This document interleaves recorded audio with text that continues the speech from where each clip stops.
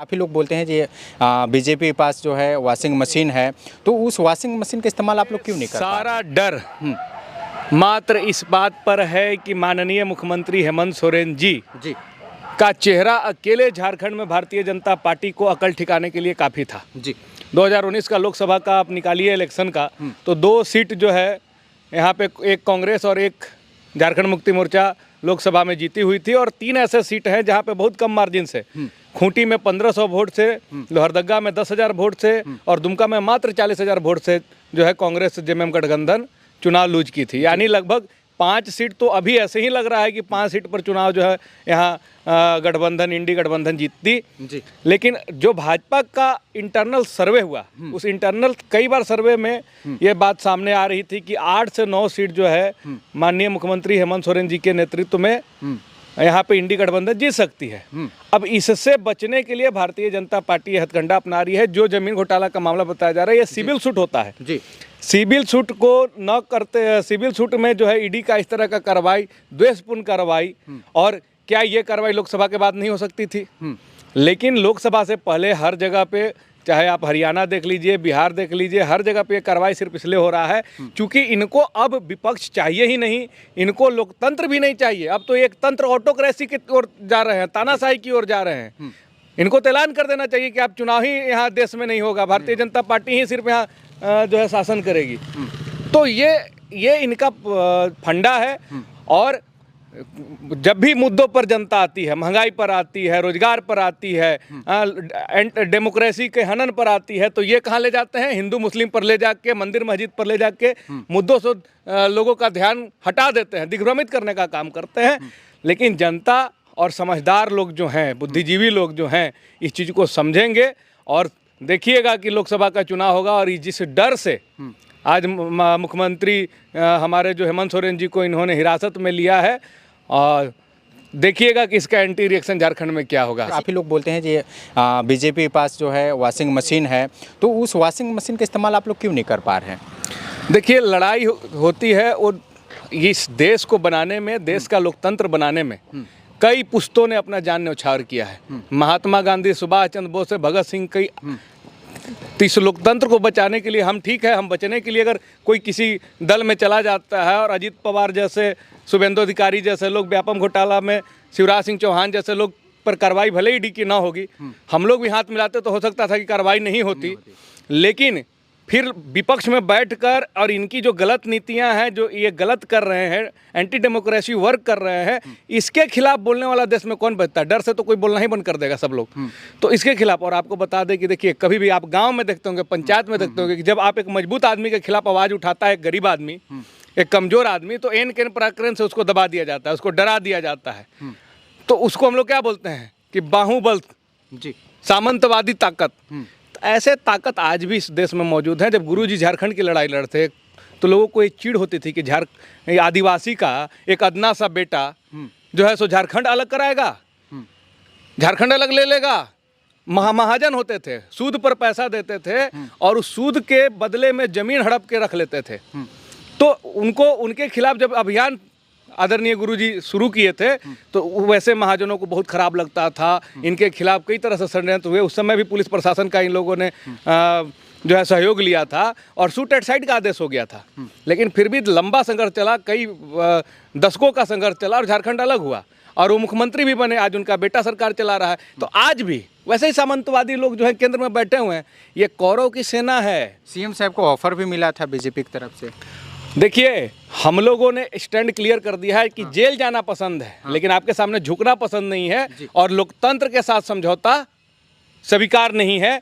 और आपको स्पष्ट बोल दूं कि ये कौरव की जो सेना है ना, कौरव की सेना और हस्तिनापुर की राजगद्दी लेके जो लोग बैठे हुए हैं और सोच रहे हैं कि अपने सहूलियत के हिसाब से इस देश को चलाएंगे, अपने सहूलियत के हिसाब से प्रदेश की सरकार को बैलेट नहीं बुलेट के द्वारा सरकार गिराई जा रही है, बनाई जा रही है, ये बल प्रयोग किया जा रहा है। लेकिन बता दें कि नारायणी सेना भी श्री कृष्ण दे दिए थे, फिर भी अकेले पांडवों की जीत हुई थी। वैसे ही राज्य की जनता हमारे साथ खड़ी होगी, और ये जो द्वेषपूर्ण कार्रवाई हुई है, इससे कार्यकर्ताओं में एकजुटता का भाव आया है। कार्यकर्ता और मजबूत हुए हैं, कार्यकर्ता आप एक जिद बना लिए हैं, प्रतिबद्धता बना ली है, कटिबद्ध हो गए हैं कि हम लोगों को जनता के बीच जाके इनके द्वेषपूर्ण कार्रवाई को बताना है और आगामी चुनाव में भाजपा का ईंट से ईंट बजाने में हम जनता का सहयोग लेकर उनको दिखा देंगे कि आपका जो दोहरी चरित्र और आपका जो जिस नीति पर आप चल रहे हैं वो गलत है। भारत में ये नहीं चलेगा, झारखंड में ये नहीं चलेगा। SC/ST मामले में CM साहब की तरफ से FIR दर्ज हुआ ईडी के ऊपर, क्या कुछ? बिल्कुल होना चाहिए।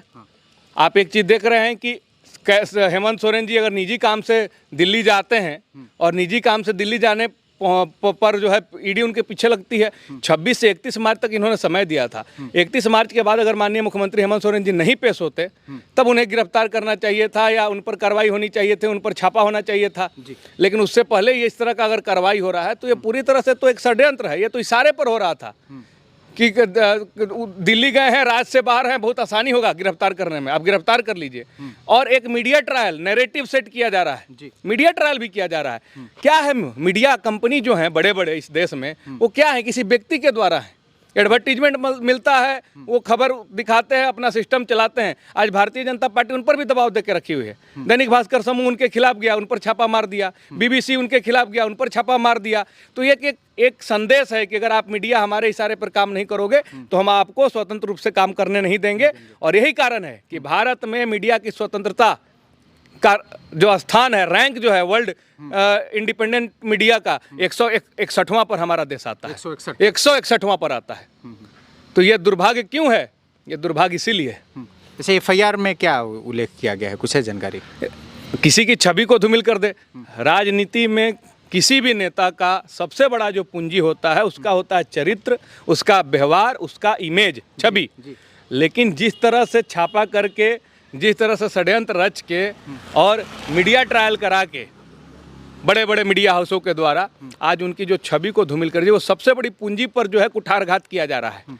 अगर इसके खिलाफ ST/SC एक्ट बहुत छोटा सा चीज़ है, इसके खिलाफ तो जो है अगर कानून में कुछ और प्रावधान होता तो उसके तहत भी कार्रवाई होनी क्या चाहिए। लग रहा है झारखंड में सरकार बदलने के बाद ये जो विकास का जो कार्य हो रहा है इसमें रोक लगेगा या फिर कंटिन्यू ये चलता रहेगा, क्या है? बिल्कुल प्रभावित होगा। जिस तरह से माननीय मुख्यमंत्री हेमंत सोरेन जी झारखंड को लेकर प्रतिबद्ध थे, जिस तरह से उनका सोच था कि नहीं ये हमारा सोना झारखंड बनेगा, और भाजपा 18 साल यहाँ शासन किया और लूट खसोट मचा के रखी। यहाँ से पैसा दिल्ली सरकार को रघुवर दास जी पहुँचाया करते थे। टी-शर्ट घोटाला किए, टॉफी घोटाला किए, कंबल घोटाला किए, मोमेंटम झारखंड के नाम पर हाथी उड़ाकर घोटाला किए, उनके ऊपर कोई कार्रवाई नहीं होती है। कॉमनवेल्थ घोटाला में भी उनका नाम संलिप्त था, इसीलिए उनको राज्यपाल बना के भेज दिया गया। लेकिन इन लोगों पर कार्रवाई नहीं होती है। आज अगर झारखंड में अस्थिरता आया है तो बिल्कुल झारखंड का विकास जो है, और झारखंड ही नहीं, मुझे लगता है जहां हम लोग गढ़वा में खड़े हैं, अब इसका भी विकास को रोकने का काम किया गया है। अब तो गढ़वा की जनता और झारखंड की जनता को निर्णय लेना है कि जो जमीनी स्तर पर कार्य हो रहे थे, जो यहाँ के आदिवासी मूलवासी के हित में काम हो रहे थे, जो अति पिछड़े तबके के लोगों के हित में काम किए जा रहे थे, उस पर जो ब्रेक भाजपा सरकार पिछले पर्दे के पीछे से लगाई है, इसके लिए जनता ही अब तैयारी करे कि कैसे जवाब देना है। ऐसे उन लोग BJP द्वारा ये बोला जा रहा है जो रास्ता साफ हो गया 2024 में जो है, जो सरकार बनेगी BJP का है, डंके की चोट पर उन लोग बोल रहे हैं। देखिए, अति का अंत होता है और घमंड टूटेगा। उन्हें लगता है कि अगर ये बलपूर्वक कार्रवाई करके, विपक्ष को डिमोलिश करके, विपक्ष को दबा के, उन्हें जेल में डाल के अगर सत्ता में ये वापस हो जाएंगे तो जनता निर्णय लेगी। और हम तो खासकर युवाओं से अपील करना चाहेंगे कि इनकी मंशा को बहुत गहराई से समझिए। सोशल मीडिया का दौर में व्हाट्सएप यूनिवर्सिटी, फेसबुक यूनिवर्सिटी से बाहर निकल के ये समझने का प्रयास किया जाना चाहिए देश की जनता के द्वारा कि किस तरह से ये एक मोटिव सेट किया जा रहा है। एक तरफ ध्यान जो है मंदिर मस्जिद पर ले जाया जा रहा है और दूसरे तरफ लोकतंत्र पर कुठारघात हो रहा है। तो इससे कैसे देश को नुकसान होगा, इसके बारे में हम अपील करेंगे लोगों को कि इस पर गंभीरता से सोचे। आज तो झारखंड में एक ही चेहरा था ना जी, हेमंत सोरेन जी का चेहरा। आज उनके छवि को धूमिल किया गया, उनको हिरासत में ले लिया गया। क्यों? क्योंकि यहाँ पे अब दूसरा कोई चेहरा जो है भाजपा के खिलाफ नहीं मिलेगा, या जब तक उभरेगा तब तक भाजपा अपना लोकसभा चुनाव निकालने का प्रयास करेगी। लेकिन जनता यही चीज़ को समझेगी ना, तो मुझे लगता है कि भाजपा का जो अपना हथियार जो प्रयोग कर रही है वो उनके खिलाफ ही जाने वाला है।